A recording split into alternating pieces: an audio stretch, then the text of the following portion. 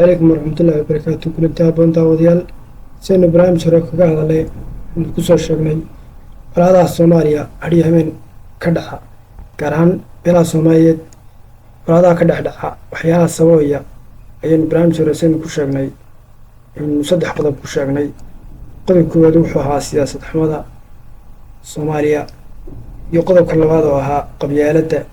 يفعك يا عيدا يا الحجرة يقضب كالسدحاد وها هبك هل يمين كسوق الغلية Soomaaliya gaar ahaan hubka waaweyn ee tiknikada ah haddaba qodob ku jira ayaynu kusoo qaadan doonaa barnaamijkan maanta qodobkaas oo ah qodobka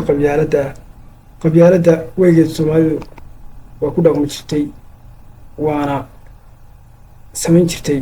hase ahaatee qabyaaladda macnaheeduna waxa weeye haddaynu eegno waa in aad qabiilkii ama nasabiyadda aad si khaldan u adeegsatid oo aad ku dulmisid cid kale aan cidaada qabiilkaaga aan ahayn oo aad uga yeexatid adoo xaxanaya qabiilkaaga iyo cidii aad wadaagta tihiin ama aad xigtada tihiin. Tabaynta warshad Somali TV kala soco walaal warbixino dhaqanka arrimaha bulshada iyo xaalad kasta markaa taagan fadlan si aad barnaamijyada la socotid xukumo oo ku xidhnow laga soo dir haddaadan nala joogin qaybaha kala duwan ee baraha bulshada aan ku leenahay mahadsan. Waxaa jira qabyaaladda waxyaalo aad iyo aad u faafiyey oo hawada sii geliyey qodobkaas oo ah baraha bulshada caalamkan maanta aynu ku noolnahay iyo internetkan hawada galay ee aadka u qabsaday dunida ee la iskula soconayo ilbiriqsi ayaa sii faafinaya. waxaynu ku sheegnay inuu faafinayo cayda hawada la isku marinayo iyo faanka. Soomaalidu faanka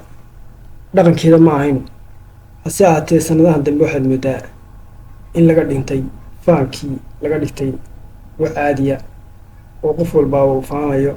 qofku wuxuusan geysanayo wuxuu geystay labada uu ku faanayo taas oo sii hurinaysa colaadaha Soomaaliya iyo dhaqan xumadan hariya habeen degila. haddaba waxaa jira warbaahintu berigii hore way xadidneyd maadaama oo internetkan iyo aaladahan qalabkan wax lagu duubaa uu yaraa hadday tahay moobilada iyo hadday tahay wixii ka sarreeya ee aaladaha warbaahinta loo adeegsada sida kaamirooyinka oo kale taas oo sababtay in ay meel walba ugu tagto ama cid walba ay gacanta u gasho oo cid walba ay waxay ku hadlayso lasoo duubo taasoo keenaysa maadaama uu qof walba iskii wariye u yahay oo aan warbaahin toos ay jirin iyadoo ay jirtaba hase ahaatee maadaama qof walba iskii iskaga duubi karo oo moolka haysto ayaa hawada sii gelinaysa taasoo keenaysa qof walbaaba inuu cid walba ku afgeldegaadeeyo wuxuu doono iska dhaho oo aan xeerna xidhin qofku hadduu ilaahay suun ka baqeen uu wuxuu doono ku hadlo. waxaa jira hariya habeen dad baraha bulshada ka faana